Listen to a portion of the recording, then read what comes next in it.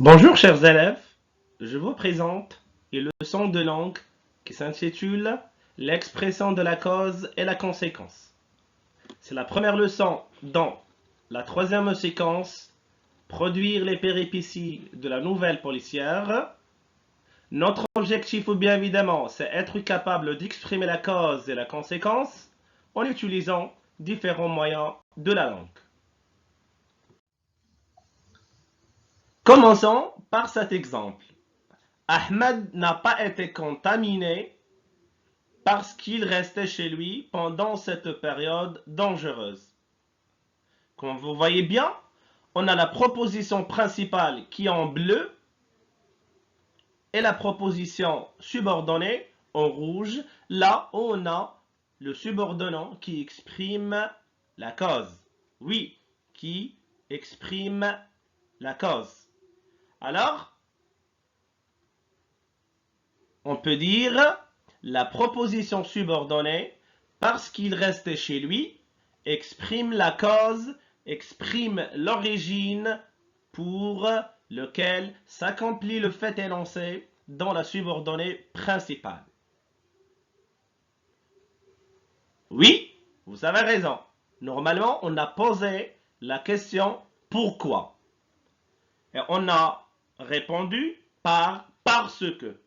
Alors, je peux remplacer parce que par un autre moyen pour exprimer la cause, n'est-ce pas?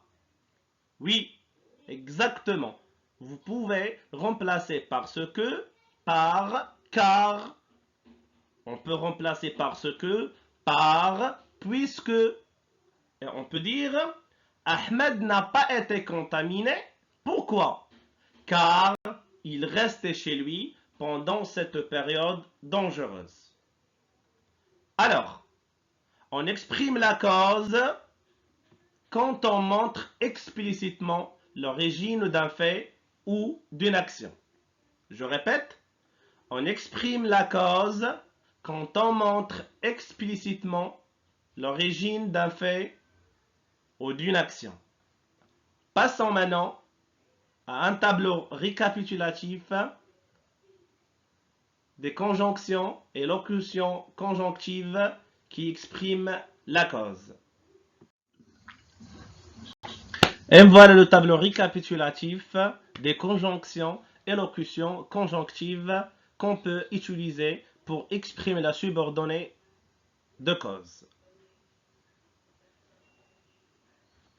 On a deux listes. La première liste, on peut l'utiliser avec le mode indicatif et le mode conditionnel. Et la deuxième liste, c'est avec le mode subjonctif. Maintenant, après la lecture de ce tableau, je peux signaler une remarque très importante.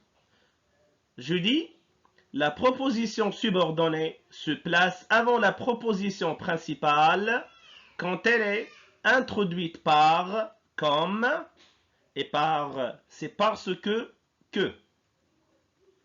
J'ajoute les expressions grâce à et à cause de sont suivies d'un nom. Sont suivies d'un nom.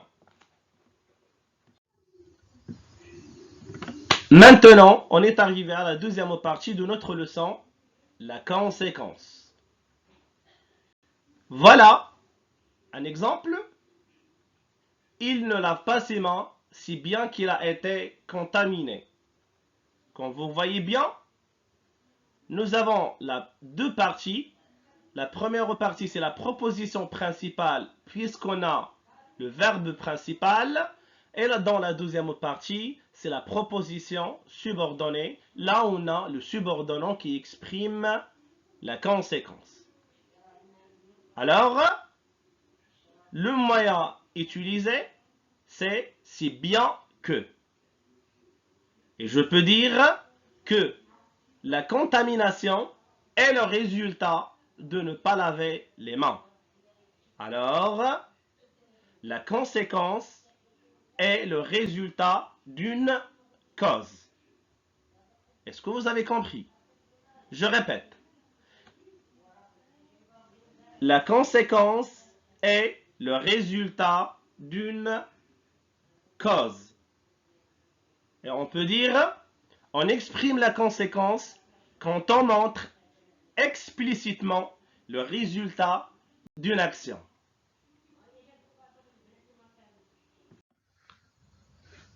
Et voilà mes chers élèves, je vous présente le dernier tableau récapitulatif des conjonctions employées pour exprimer la subordonnée de conséquence.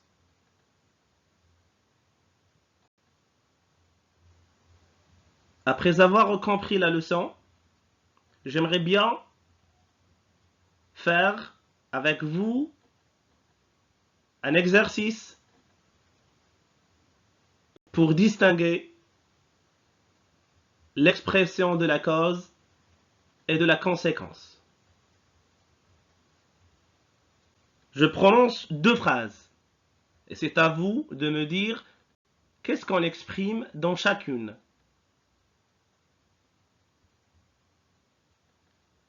La première phrase, vos empreintes ont été relevées sur l'arme du crime, donc vous êtes le coupable. Oui, on exprime la conséquence, c'est très bien. On a utilisé la conjonction donc. Passons maintenant à la deuxième phrase. La police l'a arrêté car il leur avait menti. Oui, on exprime la cause parce qu'on a utilisé la conjonction car. Maintenant, mes chers élèves, plutôt finalement, je vous invite à faire les exercices que vous avez dans le manuel Passerelle, la page 153. L'exercice je m'entraîne, la rubrique je développe et je réinvestis. Et à la prochaine leçon.